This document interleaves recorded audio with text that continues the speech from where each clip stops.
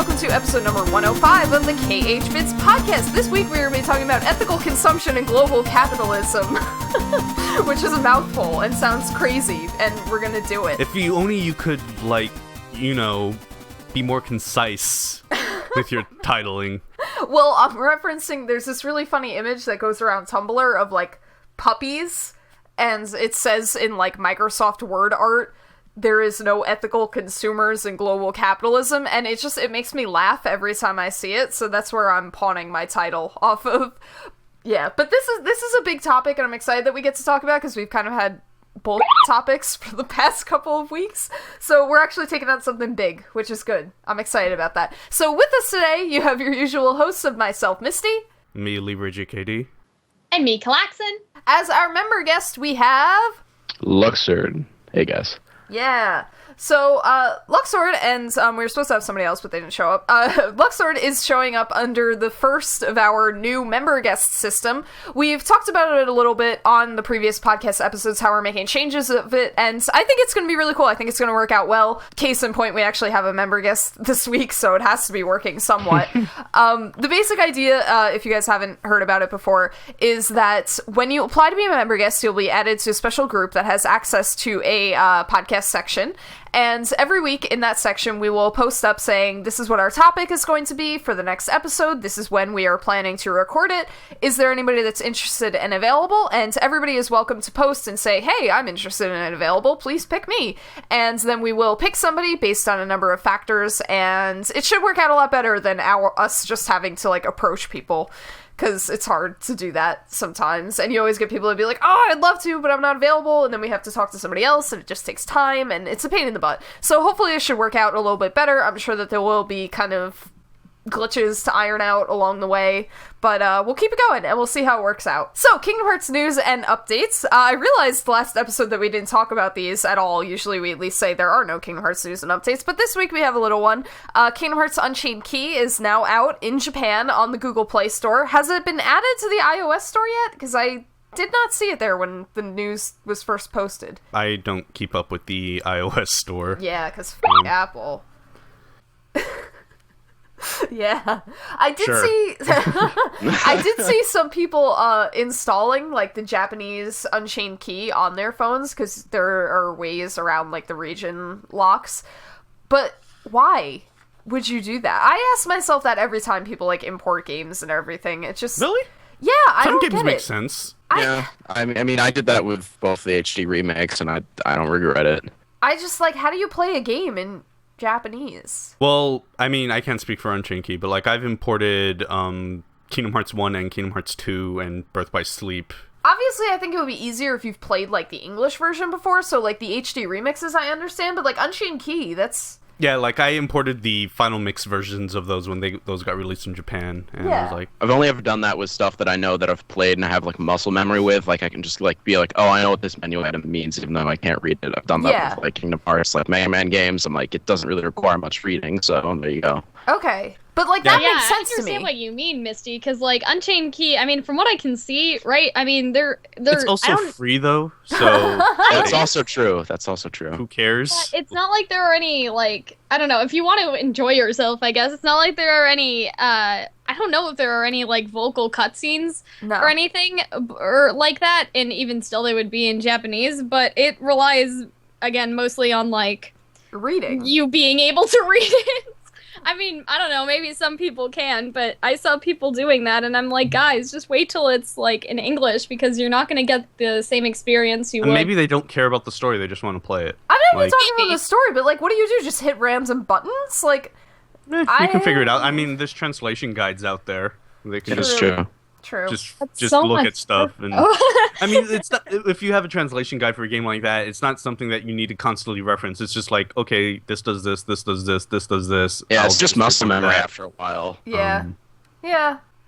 I was puzzled by that. So it kind of was surprising how quickly to me it came out on the app stores and without any kind of hype to it. I guess because I'm looking at it as a big Kingdom Hearts game for some reason. Like, I'm expecting it to be like a PS3 Kingdom Hearts release, where, like, you get the release date months in advance and, like, you're building up to it, whereas they just kind of, like, dropped this.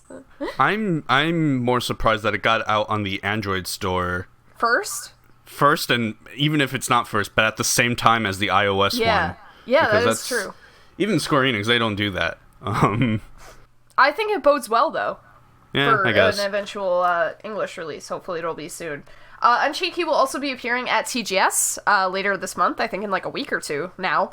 Yes. So that's exciting. TGS, get excited for it. Kingdom Hearts 3 is not confirmed to be showing at TGS, and I doubt it will be, just because we got it at E3, and that was kind of a surprise.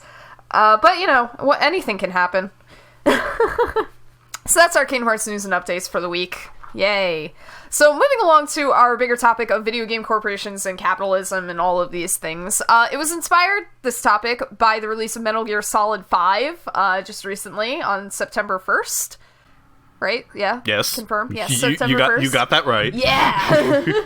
And all the drama that's surrounding that, and Konami, and Hideo Kojima, and just all of it. So, Nick, since you're kind of entrenched in this, would you like to give us a little summary of the situation? Well, essentially, this all started back in, I believe, March of this year, where Hideo Kojima was let go by Konami, but he would, you know, stay around to actually finish his game. This game, not Silent Hill, to the disdain of many people. Yeah, I mean, Silent Hills is such a question mark, because I know it's Kojima, but it's like, it's such a question mark to have him take over a franchise that it's hard for me to say that's his game. Okay, fair enough. But yeah, over Metal Gear Solid 5, apparently from what's been going around is because of just how much money he took to create Metal Gear Solid 5, which, if reports are correct, is around $80 million or something around there. And so yeah, Konami let him go. It didn't seem to be a good breakup, so to say. They started stripping his name off of everything Metal Gear related, which that's kind of a dick move. Yeah, probably one of my favorite things to come out of this is, like, the video game stores. I only saw one in Australia. I'm sure others have done it, but, like, on the racks with Metal Gear Solid 5, people, like, put up signs that say a Hideo Kojima game. Yeah. Oh, that's cool.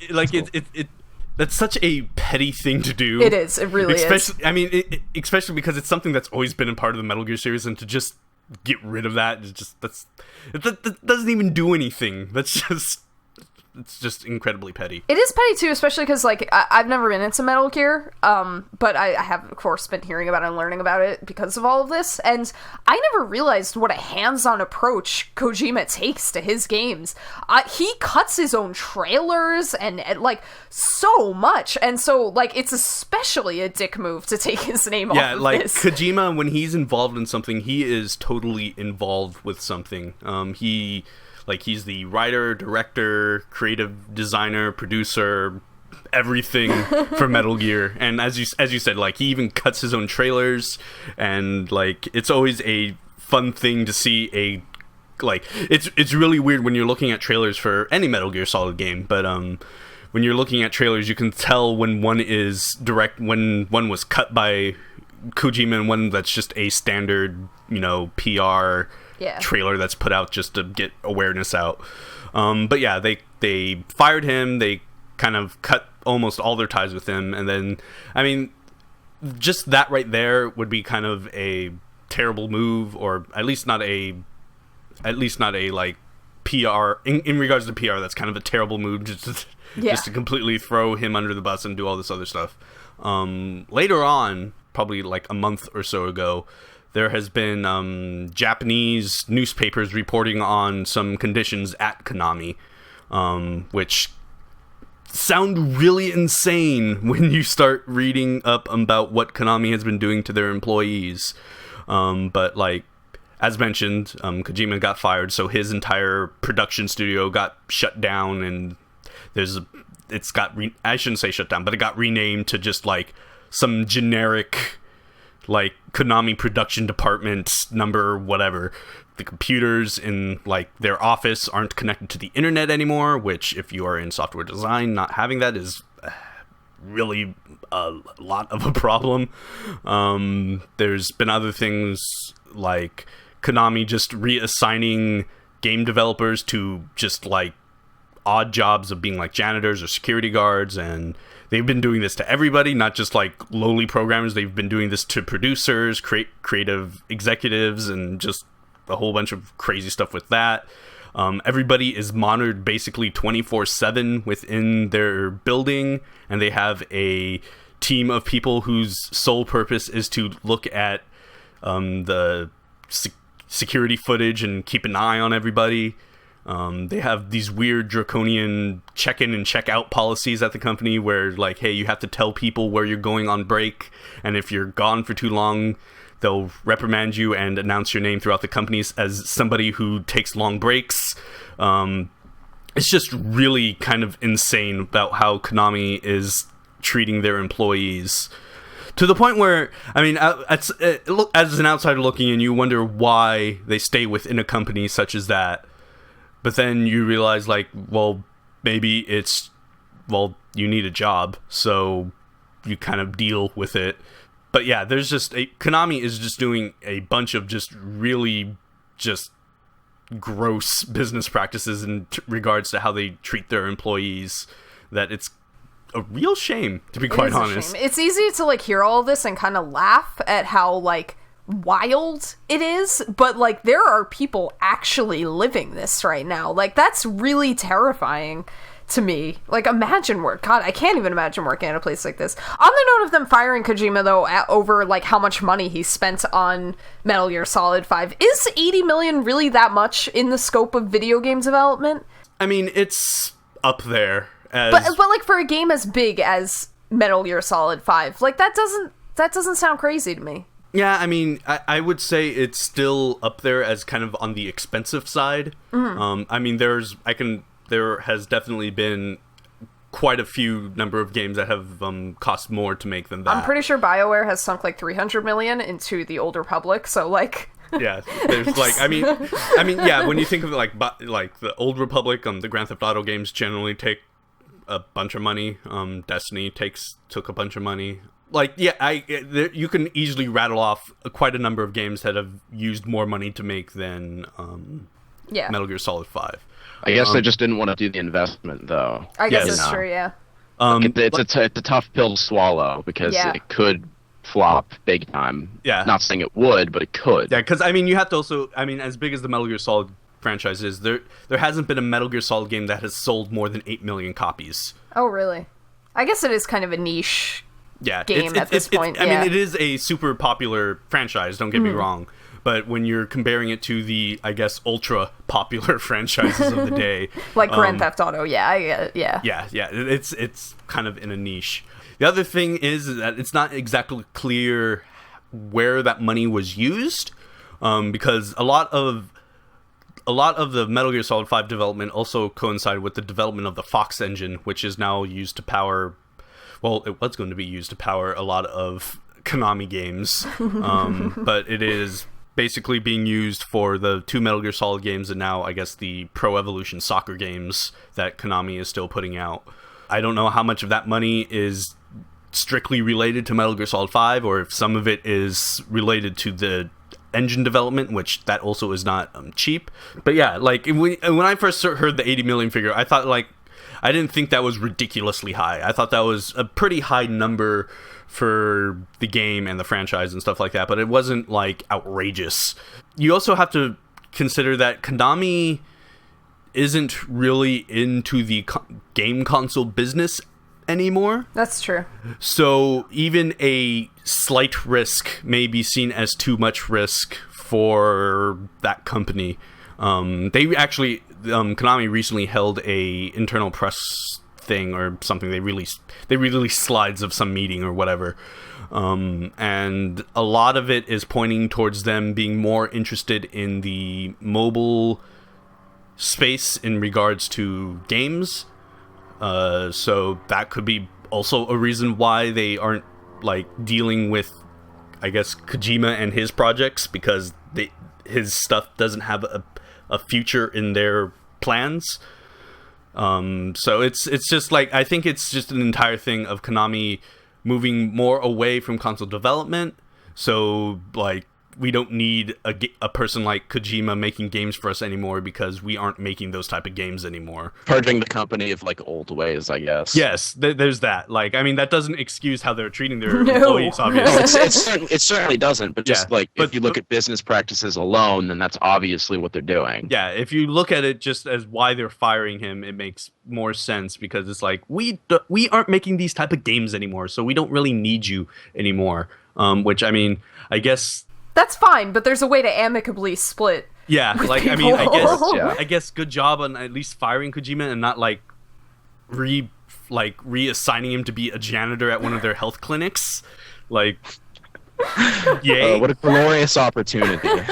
Like, I mean, that's the other thing I'm not sure people actually know. Konami is more than a video game company. They actually make more money off their pachinko business and their gambling business and their healthcare business. They have healthcare gyms and stuff like that. In fact, they recently just opened up a new office in Las Vegas for their gambling segment. Because if you're playing at a casino, if you're playing at like a slot machine anywhere in America, really, there's a good chance that it was made by Konami.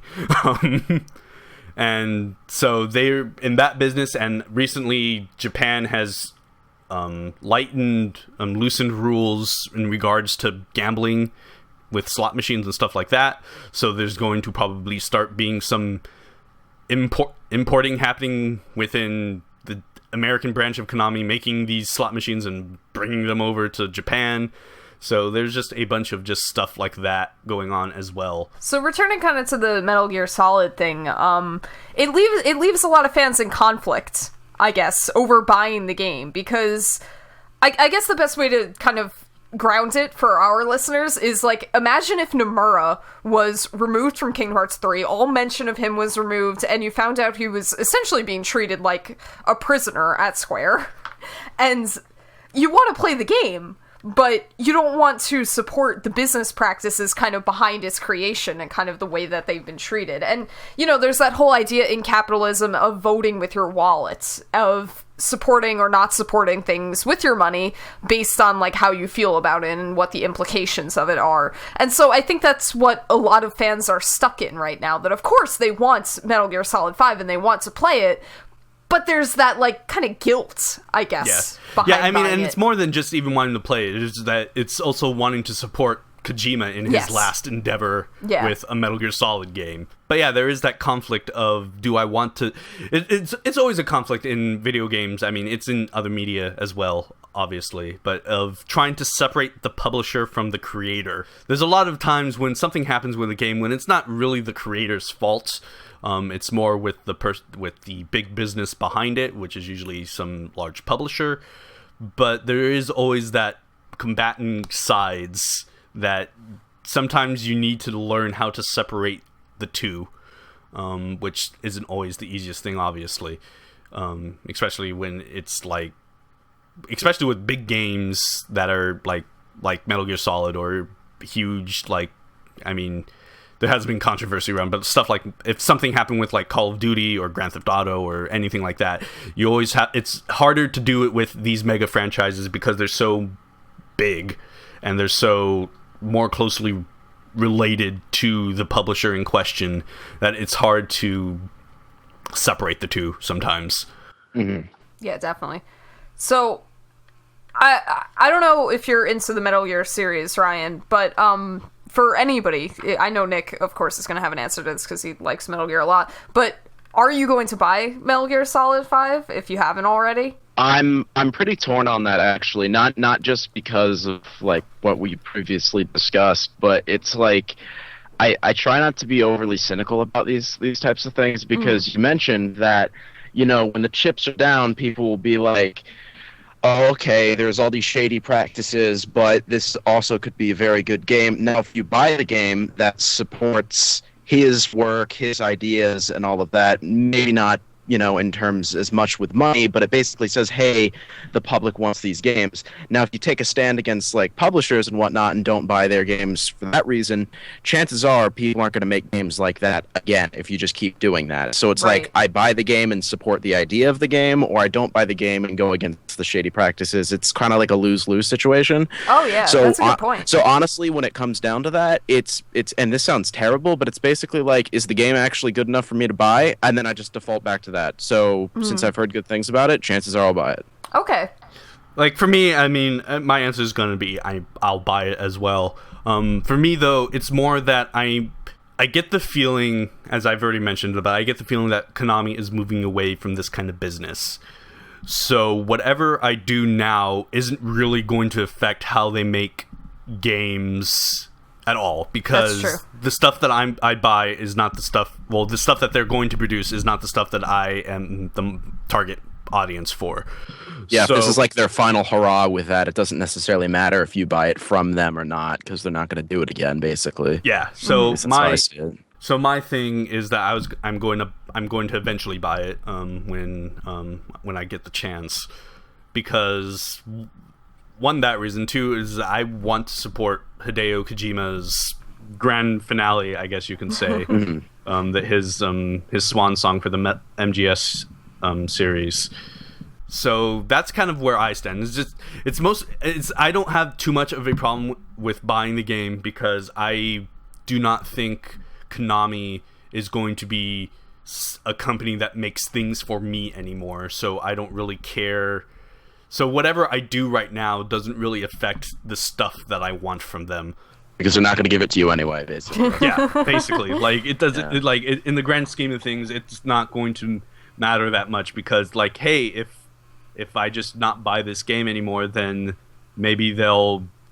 I mean, the entire thing is hopefully that they'll they'll improve their business practices, obviously. Right. Mm-hmm. But if I don't buy it anymore, then they're not going to make those type of game. I mean, they're not making those type of games anymore. So if I just don't buy this one, then they'll just continue treating their employees as they do, but in other segments of mobile gaming and other things. Right. So it's like, it doesn't matter what I do now, because they're just not going to continue making the games that I enjoy or things like that. Yeah. So that's a valid point with Konami. That doesn't really matter at this point. But are there any games that you guys have bought or not bought because of similar reasons? Either that you wanted to support the company behind it or just the content in the game?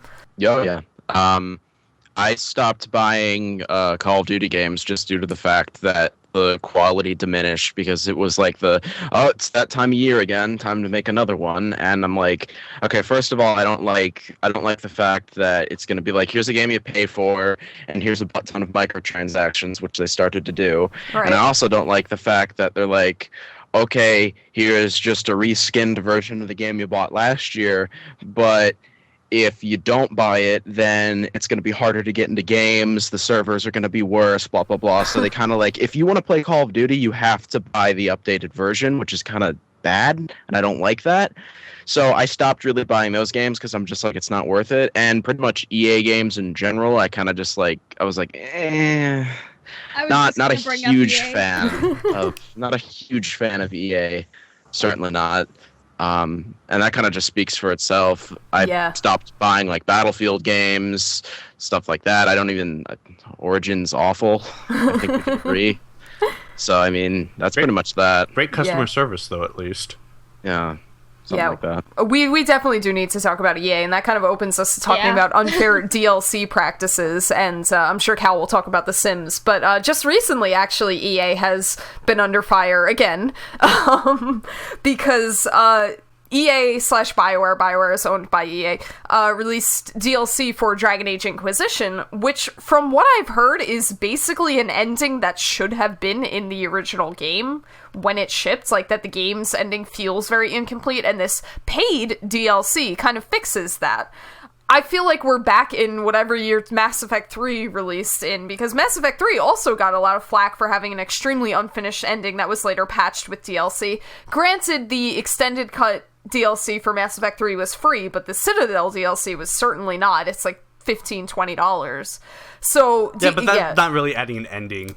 See, I was conflicted over, because I had that in my notes about the Citadel DLC, that, of course, it's not an ending. Like, if you don't play the Citadel DLC, you still get, like, okay, this is how Shepard's journey ends. But I think that it adds obviously it adds kind of a closure to the game and the series and the characters. Well, I think that was really necessary to the game. I think that was something that was majorly missing from Mass Effect 3, that we didn't get a sense of closure with a lot of the characters. And it felt like a lot of plots were just kind of left open. Not that Citadel DLC really Citadel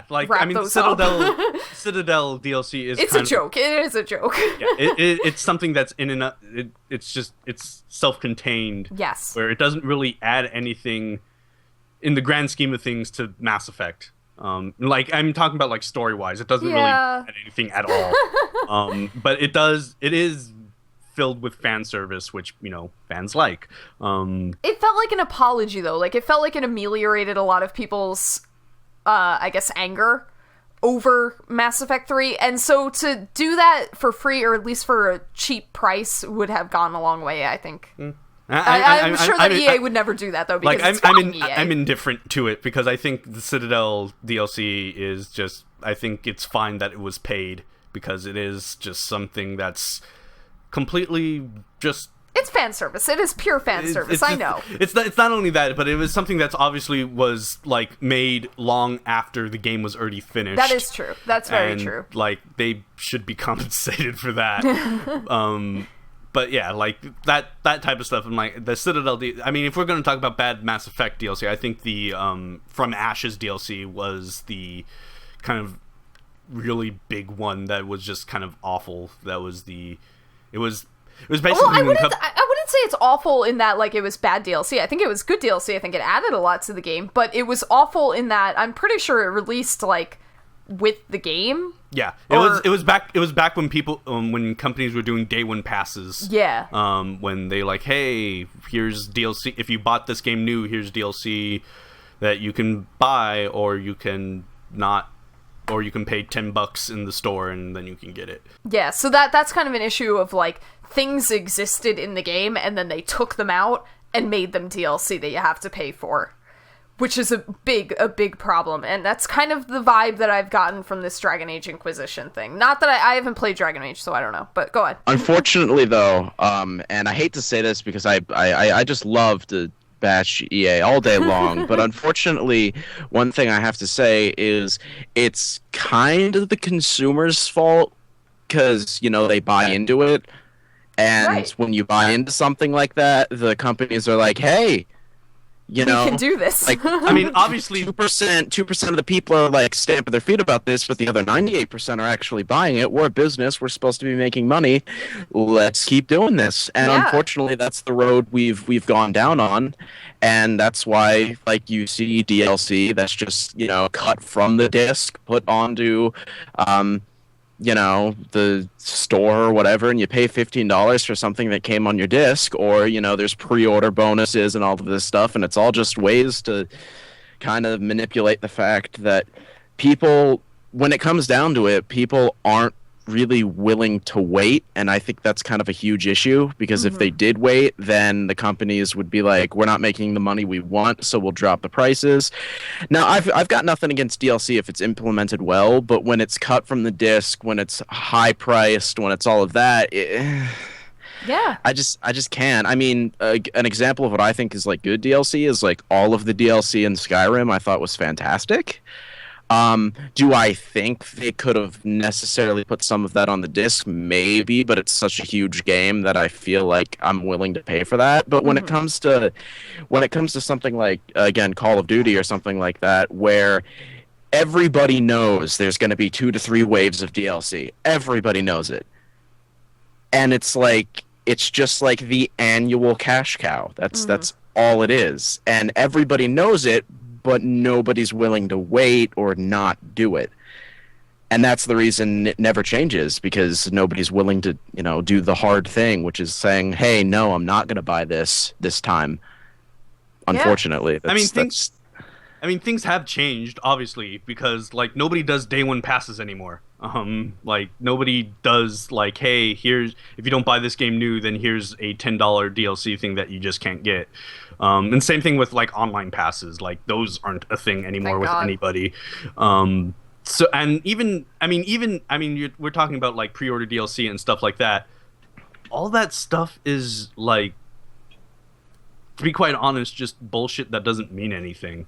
Like none of it is significant in any way. Like it's a skin, or it's a like, here's a perk or an item boost or something like that. Or like it none of it, or even worse, you see in EA games specifically like in Need for Speed, it's like pre-order the game and we'll give you in-game currency. It's like, but I can just get that. In regards to that, it seems like DLC practices have actually improved over the years because they aren't locking these huge pieces of content that are on the disc, or even if they're not on the disc, they were cut from the game to be sold. I was going to say, you could also be extra cynical and say they're no longer doing that because they're no longer even putting it on the disc. But yeah. I totally get what you're saying, though. But yeah, like how DLC is handled nowadays is just very like it's all stuff that doesn't matter. Like for pre-orders, it's all stuff that doesn't really matter. Or yeah, that's true. It's like if we're talking cosmetic for the most part. Yeah, like if we're talking about like Mass Effect 3, the DLC that they had locked behind their hey, you buy this new was Fallen Ashes, which included an entire squad mate with Javik. And there's nothing really on that level that I remember, that I can even recall right now. But yeah, I mean, you're right. There are some really just kind of shady or things going on with pre-order stuff, but I think that it's kind of moved from like bad DLC practices to now bad pre-order practices, that we're seeing a lot of surrounding pre-orders. Like, I don't know if you guys saw the Deus Ex Human Revolution. Oh my gosh. If you guys don't know, Square is basically doing with that is they have like a little thermometer that is getting filled. So like when you reach, I don't know if this is the exact number, but just for narration purposes, when they reach like 10,000 pre-order DLC, then suddenly pre-orders get this bonus, or not pre-order DLC, pre-orders, or when they reach 50,000 pre-orders, you get this bonus, and then like the eventual one is like, we'll release the game 4 days early if enough people pre-order it, and just like, I'm looking at it, I'm like, they cannot be serious. Like, this seems like a joke. Yeah, but I mean, it's not. but if you look at like what they're offering, none of that stuff like matters at all. Significant at all. I mean, like, I guess the 4 days early thing is like fairly naughty. I mean, if that's the biggest thing they can give me for pre-ordering a game, no, thank you. I'll wait. I'll see if it's good, and then I'll buy it later. Like, I mean, this goes back to even when there's like exclusive DLC deals and stuff like that with Ubisoft and Sony, when they like, hey, this Assassin's Creed has 60 minutes of new in-game content, or this Watch Dogs has 60 minutes of blah blah blah blah blah. All that stuff in the game is just padded bullshit that nobody really cares about, and that's the only reason why they made it exclusive in the first place, because nobody cares about it. Yeah, if it had been something major, then they would be... If it was something major, it would have been included in the main game. Yeah. So, like, that's why it's hard for me to get upset or even cynical about pre-orders, because it's all stuff that doesn't matter. That it, like, sure, do whatever you want. It's insignificant stuff that I don't really care about. That is true, but like, and we talked about this with our episode Pre-Order 1886, where we talked about this with the Order 1886, that as much as we think that it is kind of ridiculous and we kind of stamp our feet about it, I think some of us still, maybe me, still buy into these systems. Like, just the other day, I was at Target, because it was Force Friday, and a ton of new Star Wars stuff got released into stores, so I had to be there. But I was I saw that. Yeah, I was walking... I was going to say, I was at Target too, actually. Oh my gosh, it was so great. I bought a lot of things. But, like, I was walking through the store, like, I have to pre-order Battlefront. And I was with my boyfriend, he's like, I thought you weren't going to pre-order things anymore. And I'm just like, yeah, but it's Battlefront. So, like, as much as I do get concerned over these, like, ethical questions and get upset about pre-orders, I still do it. Yeah, I'm not like you, mostly because... Well, it's not so much that I wouldn't pre-order things because out of principle, it's just like I tend to not have money for new games are fucking expensive. That's the other thing. Actual like pre-ordering physical games and stuff. But like I don't know, like I pre-ordered a few things. Actually, I'm trying to remember the last time I actually pre-ordered something. I think I pre-ordered Calxiyn on the PS4 store, which is the first time I was pre-ordering a digital game, which that was kind of weird. On the other hand, I did get that the game did unlock at midnight, and unlike waiting till the store updates, so that was kind of neat. But like I tend to not pre-order stuff because I don't know, like a lot of this, like how I buy games in general is that I'm pretty damn sure I know when I'll buy a game if I want to buy a game. Like if I'm buying a game, I'm not going into it thinking, oh, maybe I'll like this, maybe I won't. I'm going into it like like, if I'm going to spend this money, it better be good, basically. It's not even that. It's like, if I'm spending this money, I know that I'll at least enjoy it at this point. And not just that, but you kind of know the basic premise of the game. Like, we're not people that go into GameStop and just, like, look at the cover art and they're like, ooh, this looks cool. What's this? Let me pick it up. We kind of know what we're buying. Yeah, like if whenever I'm buying a game, I'm already at least 90% sure that I'm going to enjoy this, at least on some level. There's been a few games that I bought where I'm like, this was okay. It wasn't as enjoyable as I was hoping, but I still liked it, at least. I didn't come away hating the game or just returning the game or whatever. I have never returned a game. I haven't either. I haven't either. I like once, maybe I guess I did because the game, like the disc that I got was defective, but otherwise, actually, I should rephrase that. I got it as a gift though, so I didn't actually buy it.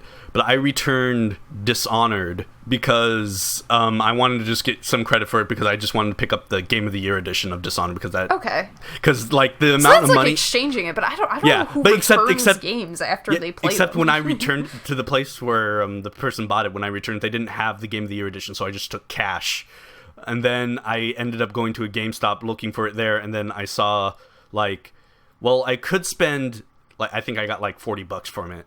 Like, I could spend $40 to get Dishonored Game of the Year edition, or I could spend $40 and get Tearaway, God of War Ascension, and I think it was Alice Returns. Okay. So I'm like, I'm just going to get the 3 games instead. Yeah. But yeah, like I generally don't return things because I'm just mostly because most of the stuff I play is stuff I enjoy. So it's like, whatever. Plus, I replay things that I hate because that's me. But go ahead, Cal. I was gonna say that most of the games I get are digital, so even if I end up hating them, there's no going back. I mean, now on Steam you can return. Well, it's sort of returning. You can return it just so long as you don't play more than 2 hours, and it's been, I think, that is so magical. Let me just say, oh my god. I think it's like 2 hours, and you need to not own it for a certain number of days or something weird. But I was just like, "This is the future," and so that's good. Yeah, Sony is actually really intense about digital returns. You do not get your money back with Sony. Yeah, you can. I read things about how difficult it is. Wasn't there that kid that got his account hacked and somebody bought a bunch of games and never got his money back? Oh, there's so many stories like that. Yeah. It's kind of sad. I feel bad because, obviously your account being hacked, there's not much you can do about that, and it's like, as much as it might be your fault for having an easy password, sometimes it just happens. But actually, my PlayStation account was hacked once. And somebody bought $150 in FIFA credits. Oh God! Yeah, that FIFA thing is there's holy. I swear to, there's a black market for that stuff. I woke up one morning and I had the email of thank you for your purchase on the PlayStation Network, and I'm like, oh, what did I buy? And so I opened it up and it's $75 in FIFA credits, and I had 2 of those, and I'm just like, oh my god. And my account got charged for it and everything. Yeah, I had to call them and I was like, yeah, I've never played FIFA in my life. Please give me my money back. That is a huge problem on both the PlayStation and Xbox stores. It actually seems to be more focused around the Xbox because for whatever reason that seems to be an easier way to get FIFA credits. Why FIFA? But because you can sell those credits to other people. Okay. So they start selling them for more than what they bought them for, and there's just, as I said, there's like this huge black market of just FIFA credits. I mean, that's pretty cool, but also bad. Yeah, that's pretty terrible. Yeah, but still kind of cool. But yeah, not condoning. It's cool that I got $150 stolen from me. No, it's like that. There's an underground network of like FIFA people reselling something as weird as like FIFA credits. Well, that's been around for a long time in like MMOs and stuff. Yeah. Real world trading, stuff like that. That's been around forever, unfortunately. Yeah, because it has something to do with FIFA's fantasy. This mode has kind of been affecting all of EA Sports games, but where you have like cards of players and you make a team with the cards, and it's just this huge weird thing that I've never quite understood. Yeah. That doesn't, no. Yeah, kind of bringing our discussion back on topic, though. Yes. From FIFA credits. So, like, Cal, I'm sure you want to talk about the Sims thing with EA, that it's another system where it keeps happening, and we just keep buying into it, I think. Like, there's no good way to not... I could talk about Sims all day. I know. I will try not to. Yeah, I mean, it's just, Sims is addictive. Like, you either play Sims every, like, waking hour, or you don't play it for months. And there's no in between. Yeah, there is not. And, yeah, I feel like just, I don't know, like, it's so bad because all of these people are addicted to this game, and so I think it makes it harder than other games to break away from the habit of buying DLC, which is just like cut things from the game. And I mean, I understand why. The pools and children thing, that those things were not in the base game, and I don't keep up with Sims 4, but were they added in DLC then? I don't think they are yet. I think pools are. I think pools are, but the children thing hasn't been done yet, and that'll probably be an expensive thing. But yeah, it was just, it's so weird, and I can't wrap my head around why would you? I mean, I don't know. Like, I think that EA is so used to it now that they can just get away with it, but like, it needs to stop. EA just feels like an unstoppable monster sometimes. It is, because like all of their games have some level of addiction, I feel like, and it's just, no, it's not good. I mean, I think Luxord said something like similar like this before, but people literally can't stop doing these things for either, the pre-orders or the DLC, and it's just, the companies aren't going to stop unless we stop, and we can't. So it's an endless bad cycle. And I mean, I bought The Sims, and I bought the limited edition of The Sims, but now I'm just like, not even anti-Sims. I wanna play, but at the same time, I'm like, I can't support this right now, man. But the DLC thing, it is getting ridiculous, and I think there's already 2 out, or maybe there's 1 more planned, but it's just... It's bad. I remember back when I was into Sims, I was kind of really into Sims 2, and into the Sims 3 era, and that was, I don't know how it is for Sims 4, but that was when custom content was huge, especially with Sims 2, because they released tools to allow you to make your own custom content, and were really open to it. Sims 3, they kind of shut it down a little bit, but people found ways around that. But it was a big issue where, like, okay, so you have Sims 2 base game, and like, oh, look, here's this cool sim I want to download, or this really nice house that somebody made, and you can't download it unless you have the certain expansion packs. And so it kind of forced me into buying expansion packs. I didn't buy some of them necessarily, I kind of acquired some, but it was... Hey, I've done that. And like, I kind of didn't feel bad about it, because it was just such like a bullshit system that I didn't want to support. Yep. I mean, like, especially with the custom content thing, like, it's even harder in Sims 4 now. Never mind just the expansion packs, but, like, in Sims 3, installing custom content is, it is a challenge. It's like, It reminds me of, like, the system for installing, like, Minecraft mods and all of that, but even that was easier than this.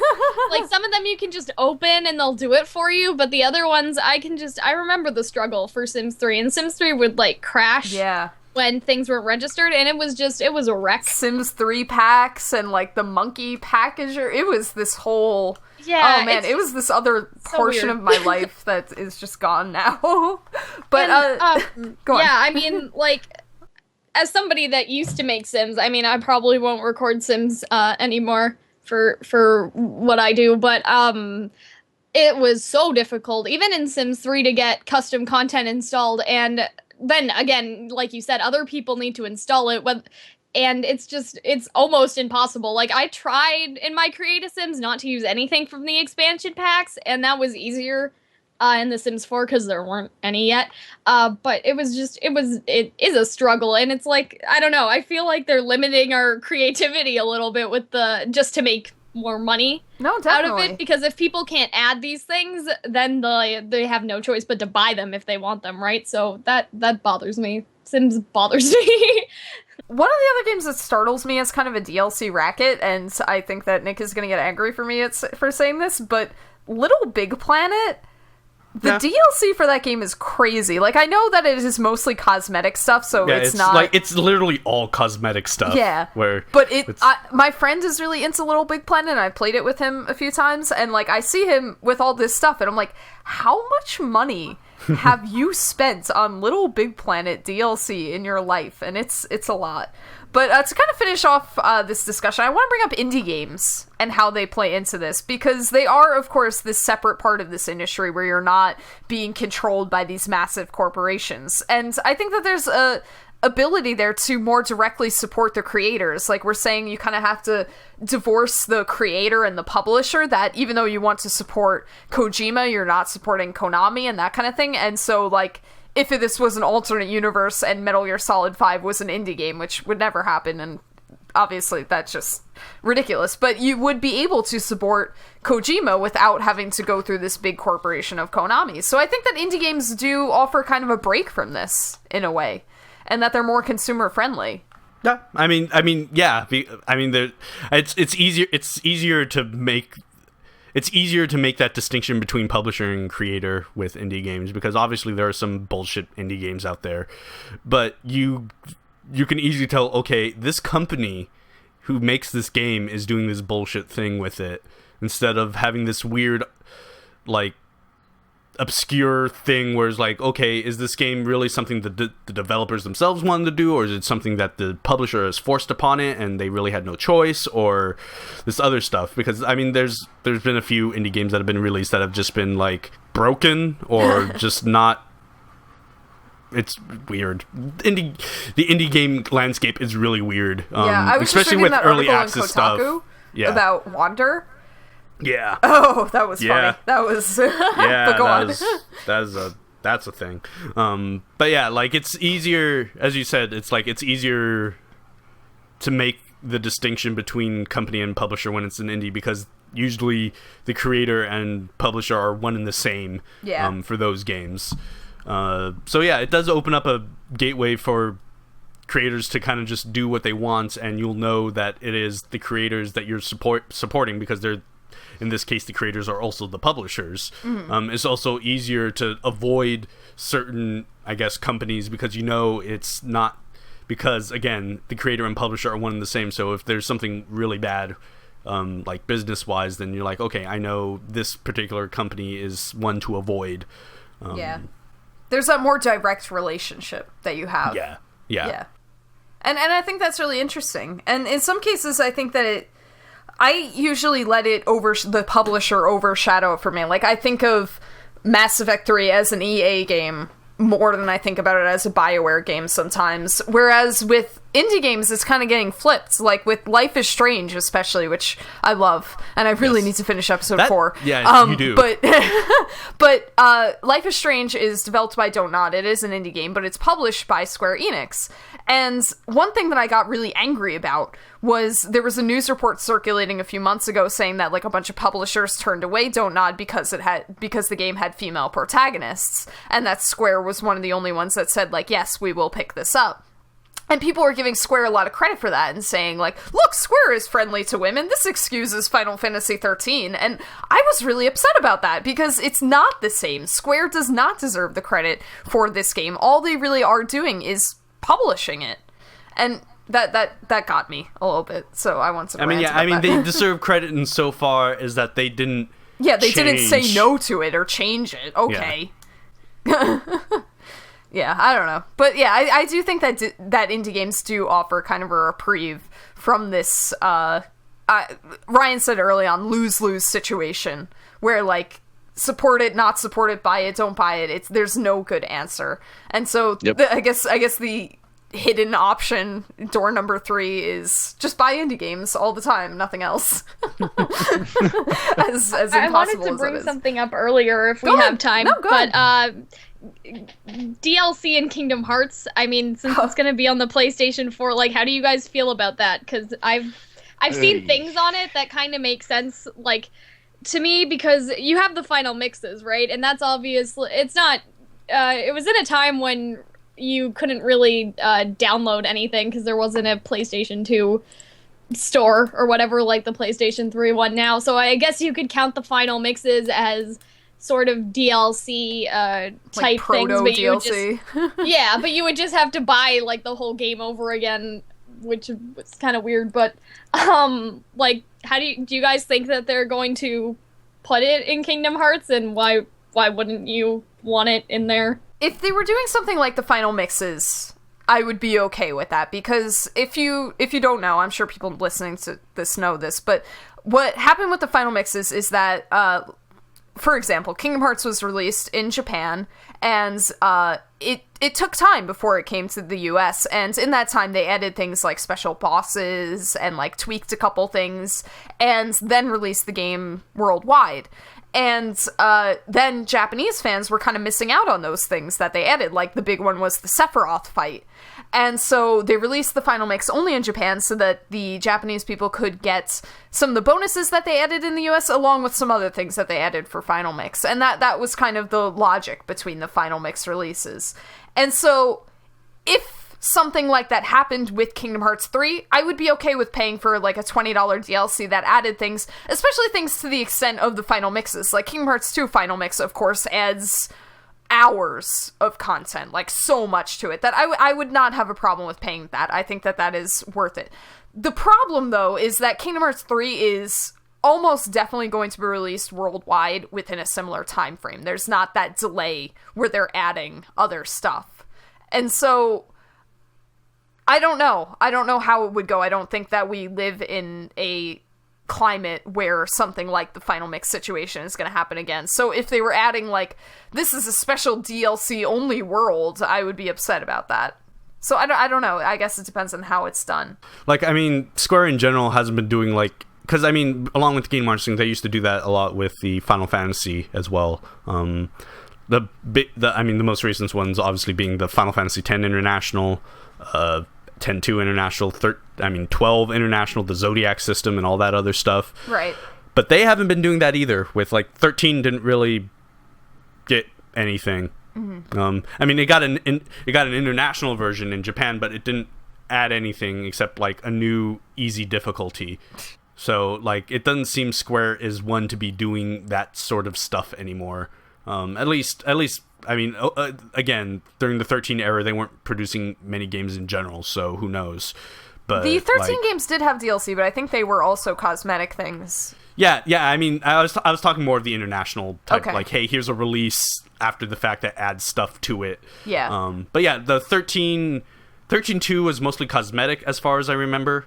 I remember that there were Mass Effect uniforms available for it, like the N7 Yeah, armor. that was... Yeah, so 13.2 was a lot of cosmetic, and it also had...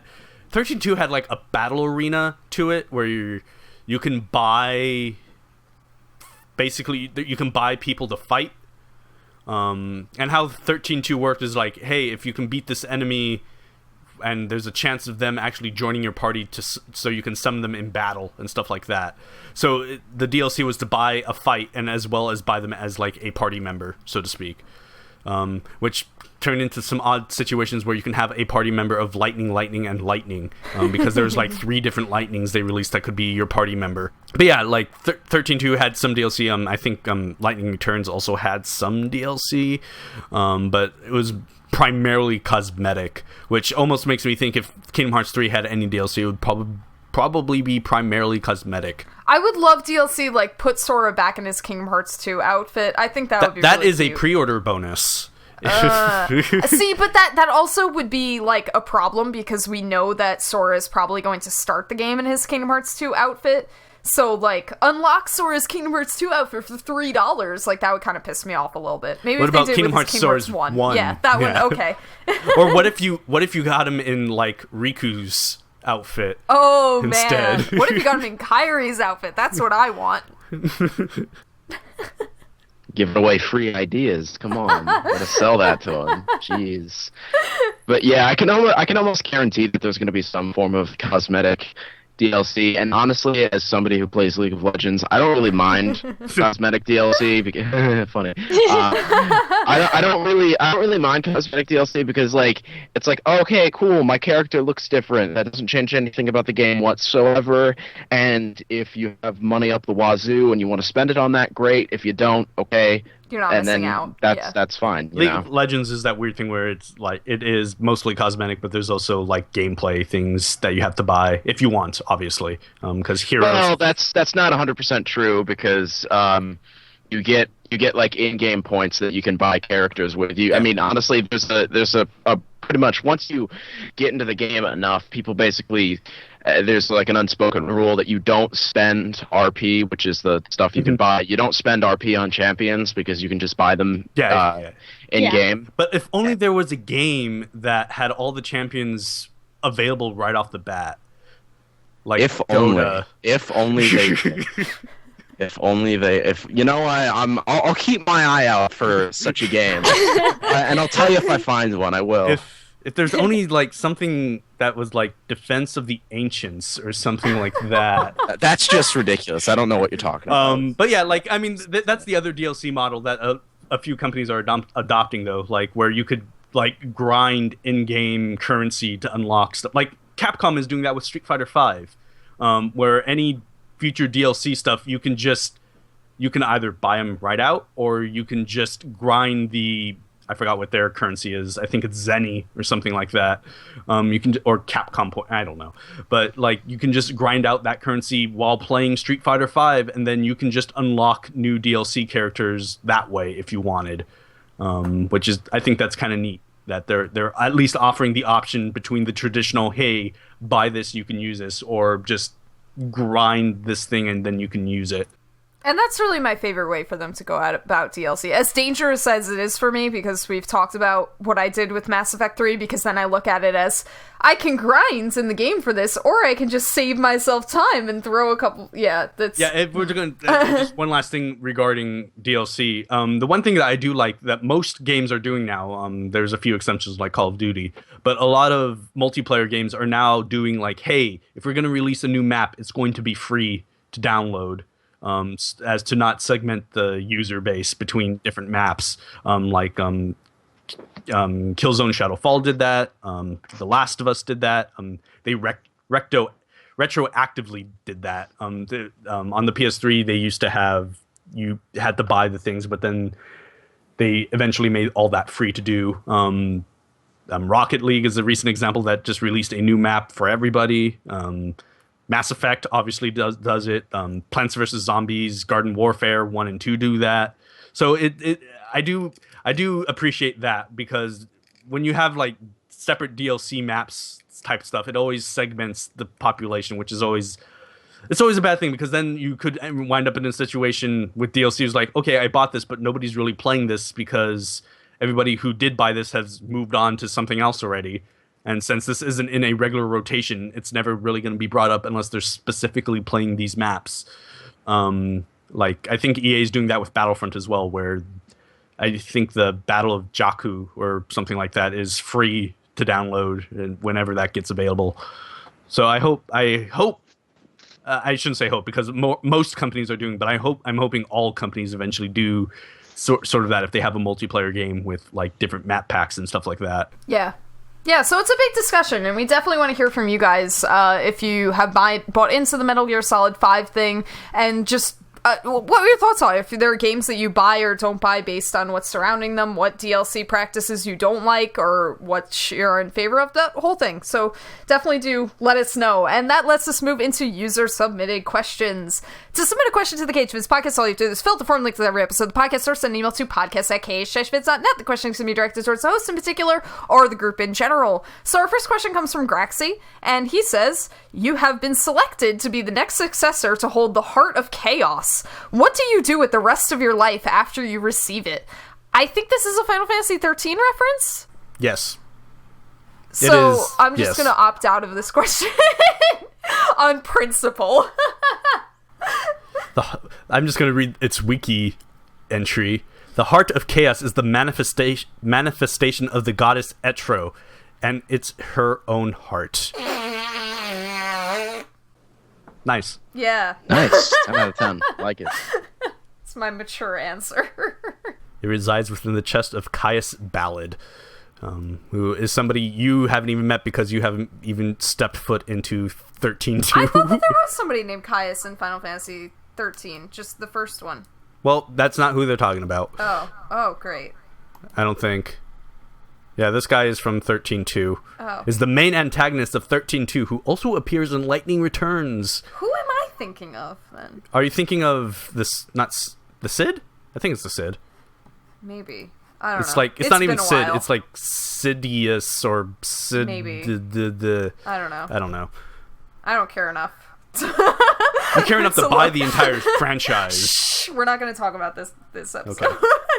Yeah, so what do you do with the rest of your life after you receive it?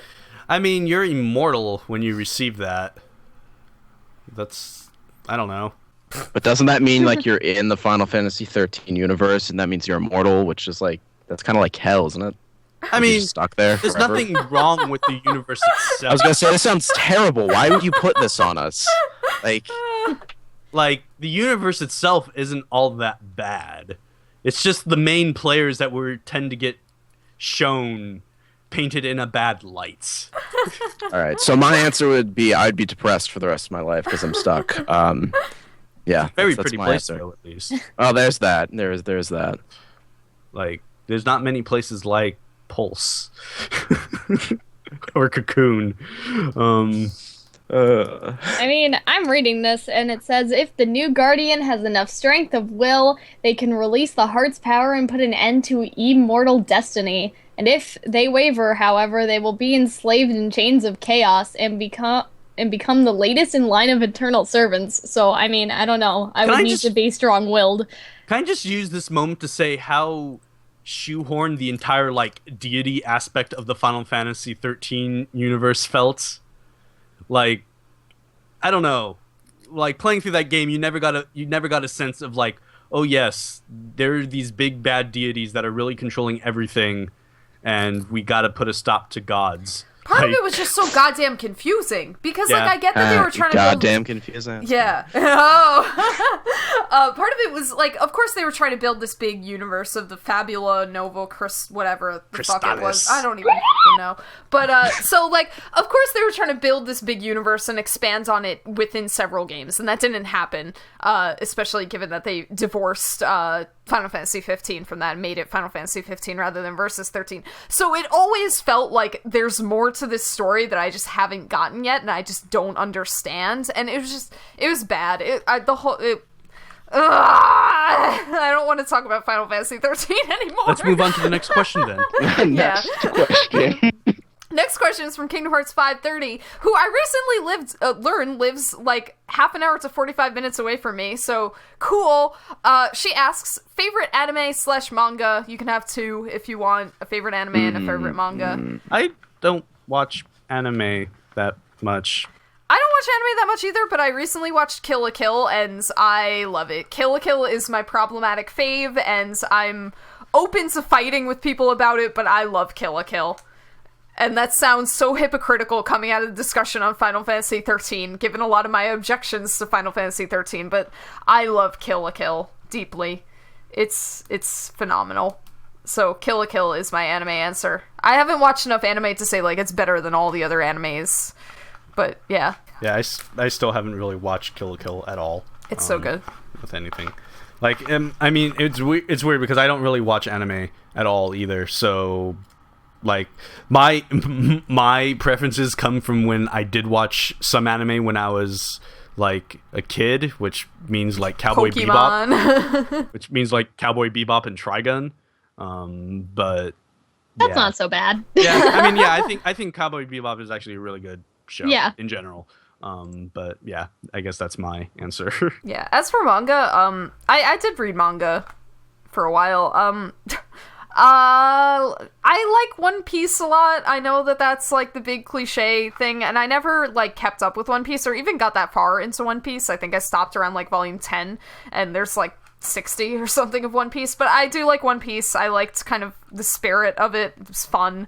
The first 7 volumes of Yu-Gi-Oh! Are actually really good. It was before the Duel Monsters game really became central to it. So, like, there are some story arcs where they play Duel Monsters, but most of them are just, like, random little games, and it's a lot of fun to read that. And kind of a lesser known one is Godchild.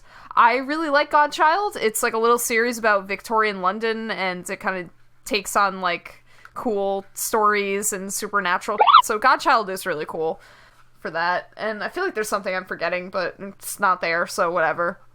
The Kingdom Hearts manga. The Kingdom Hearts manga is my favorite. The Kingdom Hearts manga is a joy. It is so funny and wonderful. It is, like, how I choose to enjoy Kingdom Hearts these days. But yeah, that's my answer. Somebody else can go.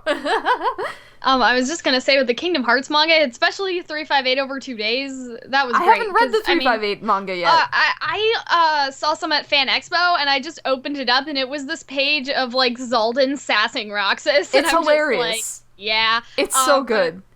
I like that part of it, because, I mean, we see Sora a lot, but the organization members got more screen time in the manga, if you want to put it that way, so, yeah. But for me, anime and manga, because these 2 animes that I'm saying actually ended prematurely, that just happens sometimes. They'll go for 12 episodes, and then they'll be like, well, we're not getting a second season, so you'll just have to go read the manga, have fun. But one of them is Bigata HK, which is actually the first anime that I watched a long time ago, and the second one is Ahar Red, and I will fight people who don't like it, but I like the romance anime things, and I mean Attack on Titan 2 and all that stuff, but those are, if you want to talk to me about those ones, I am here. And not a lot of people know Bigata HK, so I'm trying to get people to read it, and the description scares people off, but it's really funny, and I like it, but, you know, I'm the 1%. It's okay. And Ryan, I don't know if you're into anime or manga, but... Oh, I am, but usually when people ask me that, they always end up sighing afterwards in disappointment and tell me about how my tastes are awful, so I'll try to make short work of this. I'll start with something that people don't find to be terrible. I loved Attack on Titan a lot. Reading it was great. I hate how it's, like, released monthly and whatnot, though. So, I mean, that kind of, like... Because you get hyped up for the chapter, and you're reading it, and you're like, oh, this is awesome. Time to wait a month. So that part I don't like. But what got my weekly fix for, like, 15 years is I read in entirety all of Naruto, and it was magical. I'm sorry. It's everyone likes to just... Oh, man, so many people, especially from KH-Vids, have been like, oh, God, kill me like that. And I'm just like, but it was good. Naruto definitely gets a bad rap, and I've never, like, watched or read it in any capacity, so I can't really hate on it with authority. But I know that Plums is a huge Naruto fan, so maybe hide with him. I was gonna say, when you skip, like, the filler, if you're watching the anime, when you skip the filler, it's great, and the only real problem with it is it's one of those things where it's like, it doesn't really get good until you've invested time into it. Okay. Which is what people don't like, because it's just like, oh, well, I just want it to be good. It's just like, well, hold up. You gotta let the character development happen, and then just watch, all your favorite characters die, and then you feel sad. It's basically in that like feel, it's pretty much just like if they stretched out Attack on Titan, because there's like death in that. It's just like if they made that just a really long journey. That's kind of what it feels like to me, and that's gonna not make sense to a lot of people, but I don't care. There's my answer. Yeah. Well, that's a problem for me because I always have trouble investing in like a long thing, and that's kind of what I loved about Kill la Kill, that it's 24 episodes, 25 if you count the OVA, and a lot happens, don't get me wrong, but it means that there's absolutely no filler within it. That it also so helps quickly. that I started as a child, so there's like I was already invested just because of like nostalgia's sake. Yeah. So I think if it started tomorrow and then it was just like 15 more years of that, I probably wouldn't be able to do it as easy. To be completely honest, I think that the whole childhood thing takes like a really big role in it, because everybody always defaults back to like what they started on. And everybody has like something like that they've just grown up with, and that is just always special to them, and that they acknowledge like maybe isn't the greatest thing ever, but it's special to them, and that's fine. That's pretty much fine. what it is for me. Yeah, that's like Harry Potter for me. I love Harry Potter. I know that there are issues with Harry Potter, but I love Harry Potter, and I will not hear a word against it. So I can agree with that. Oh, Harry Potter. So to finish this off, we can do a table topics. We'll go from Cal's pile today. So if you have it handy, otherwise I can pull up the list. Woohoo. No, I have it. It sits on my desk now. Oh, how I'm nice. just like, someday we will have a podcast, and that day is today, you know. So, I guess some background on this. Apparently, when I was in like grade 7, I chose this family dinner game over a Best Buy gift card, and my mom will probably never make me forget that. But yeah, it's really cool, and I guess it was for a fundraiser or something, but it's like it's the National Center on Addiction and Substance Abuse at Columbia University. They made this, and they have like facts about children who reach age 18 or age 21 without smoking or not using drugs don't do so don't like mess up your kids and make them start. So yeah, with that lovely thought, I'll we're really saving lives here. That's, I think, drugs are bad. Yeah, drugs are bad. Don't from do the drugs, KH-Vids KH-V. podcast. Seriously, come on. All right, so this one says, if you and your family were stranded on an island with another family of your choice, who would it be? That's... Ooh. Oh, man. I mean, what family are we talking here? Let's limit the parameters of the question. Are we talking like immediate family that you live with, or like your entire extended family? I think the live with family is what they mean. Yeah, that's a lot easier. That's a lot easier. But can you include extended family? Yeah, I guess you could say like my aunt's family I would want to be stranded with if you wanted to do that. Oh boy. Yeah. Oh boy. I there was a time where I used to have an answer to this question. Now I no longer do. That sounds morbid. What the I mean, couldn't you technically cheat and just be like, yeah, my girlfriend's family, done? See, I was going to say my boyfriend's family, but I feel like that's just gonna be like a cop out all around, though. So I mean, if we can't do that, then this is a lot harder. It does feel like a cop out, but my boyfriend's family is also crazy religious, and I don't really jive with that. So I don't know about that. But it would also be depressing to be like, oh look, loved one I'm never gonna see ever again. Because if you're like stranded, like permanently, then that kind of sucks. Yeah. So I would probably have to choose that, to be honest, because that would just be depressing. I guess I would say my boyfriend's family, and then they could just deal with me being an Build atheist. them like a private hut. Be like, here you go. Build them My a little gift to chapel. you. Guys stay there. Yeah, I don't know. I feel like then it might end up with like a Lord of the Flies situation, though, if we gave them a private. Not to say that like I want to murder my boyfriend's family, especially because he listens to the podcast. So I'm not saying that I want to murder your family, but well, now you don't, because now he knows. Yeah, but, you never know what happens when you get onto that island and just the pig heads start going up. Yeah. It's Okay, somebody else can answer. I don't know. I'd probably pick Al's family just because I think that Al's dad would be able to get us off the island. And I feel like that they are resourceful and could get us out of a pickle and the island. But yeah, I guess that's my cop-out answer. If not, I don't know. Maybe like Stephen Hawking's family. Yeah, like a famous person. I was just gonna say, or like, I don't know, stranded permanently. I would say Nomura and his family, because if I can't have Kingdom Hearts, no one can. I'm just kidding. Oh boy. That's not dark at all. I think Calxiyn is starting to come out here. Yeah, seriously. See, Crowley said something similar. I don't remember what, but he said I was like going into the darkness or something, and now I'm like all of those life lessons about friendship, and then you just kidnap the creator. That's just. I mean, do we really need Nomura when we have Tai Yasue? He doesn't make the game. He pretty much does. I was about to say Cal, don't go where I can't follow, but then I realized that's Star Wars, not Kingdom Hearts, but okay, yeah. Alright, so Cal's answer is troubling.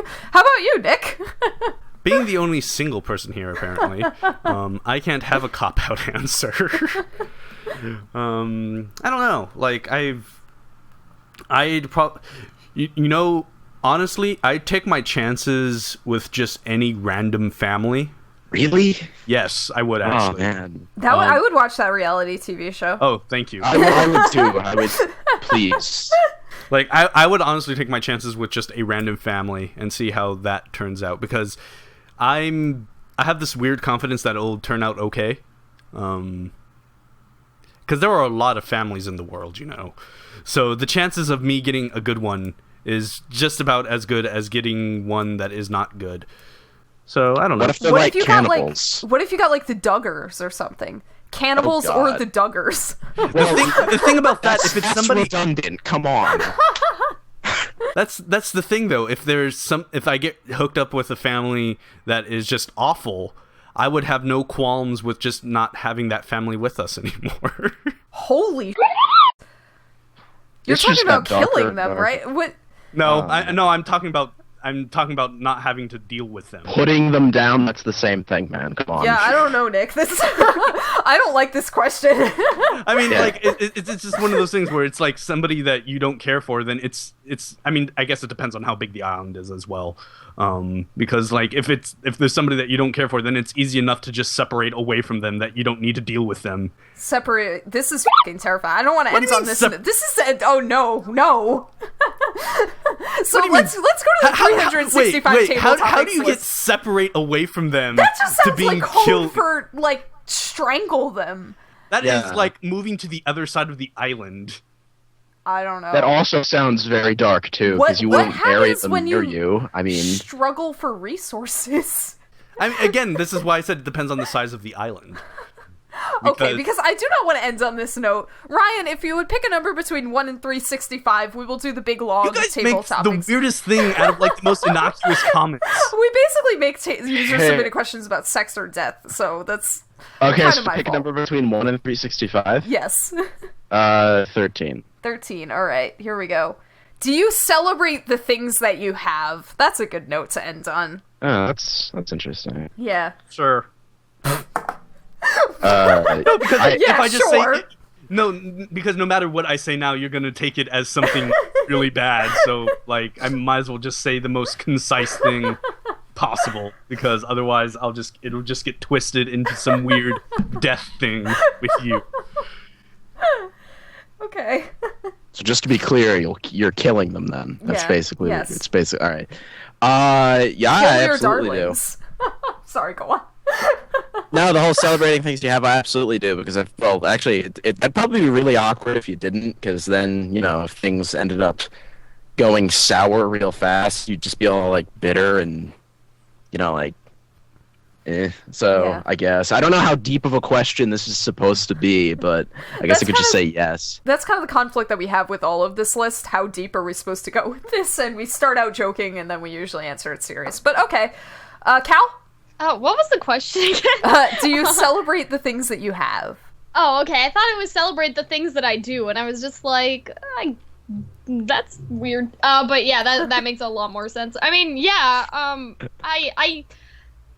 don't know, man. Like, I try. But it's not like I don't know, go up to my phone and be like, you know what? Thank you. We're gonna, give you a little, like, welcoming party or something like that, right? I mean, I know that it's not celebrating like that, but that's the first thing I thought of, like, a new phone party thing. But, I mean, I take care of my stuff, so, yeah, I guess celebrating it like that. Yeah, I think the honest answer is I try. Obviously, like Cal, I don't say grace every time I get into my car, but I think that this is why I feel people should be poor at some point in their lives, because it gives you that awareness of, like, I'm really grateful to have the things that I have now. Oh, okay. I was wondering where that was going. I'm just like, it's just, when you go without something, you realize how much you need it. So, I mean... That's an important lesson to learn in life, Yeah. And you don't even have to extend that to just economic things like food and shelter, but people also, like, if you grew up without friends and then you have friends one day, because there's hope, and then you're really thankful and you want to hang on to the ones that you have because you know what it's like to be without them. So that is important. And that is the note that I want to end these podcasts on, more than murder and other Island things. killings. Nobody said anything about murder. You're the one who said things about murder.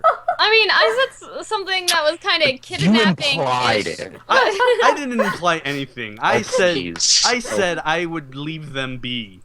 So, like, what I said was, like, it sounded like murder. Just because you have murder on the mind does not mean everybody has murder on the mind. Okay. So it's just you then. Because you're the one who talked about your whatchamacallit, your boyfriend's family and... Well, because Stranded Islands always go to Lord of the Flies for me. That's just always where I am at. Mentally. Okay. Community news and projects. I have nothing to bring up. Nick, do you want to talk about Game of the Month? Sure. Try not to kill anyone in the process. Glad it wasn't me. Yeah, it's up. Like, it's up earlier because there's actually stuff announced for October quite a bit in advance. So vote. I you have like voted this month. You have like an entire month this time instead of a few days. So yeah. I voted. Yes. Yeah. Woo. Yes. Good for you. Thank you. I will plug the user awards because I'm pretty sure round one's winners, yeah. Winner thing went up, and I think that somebody told me that round two was there. Maybe by the time this episode airs, but I think that was a lie. But yeah, so that's there if you want to go see your cycle one winners. It's pretty cool. So yeah. And Plum's worked hard on getting all the votes together, so woo. Yeah. Yeah. Yeah, so that's our community news. And like I said earlier in the episode, we did make changes to our member guest system. So if you applied to be a member guest in the past, you have been added to the new system. There's no problem with that. But please do check out the forums and check out the information on that and opt in to be a guest, please, because we like having guests. Like I said, you can submit a question to the KH-Vids Podcast by filling the form link to every episode of the podcast, or send an email to podcast@KH-Vids.net. The questions can be directed towards the host in particular, or the group in general. You can probably be a member guest on the KH-Vids Podcast by filling out the form linked in every episode of the podcast. All you need is a Skype account, a microphone, and headphones, and we would love to have you. You can submit a topic to the KH-Vids Podcast by filling out the form linked in the sticky in the podcast section. Tell us what you want to hear us talk about. Let us know what kind of spoiler cast you want us to do. Anything like that, talk to us, please. And finally, leave a comment on the KH-Vids Podcast, letting us know your thoughts on the episode, whether you buy shady DLC, whether you're buying Metal Gear Solid 5 or not, and your answers to our user-submitted questions. So, that about concludes episode number 105 of the KH-Vids Podcast. Thank you all for listening, and have a Kingdom Hearts day.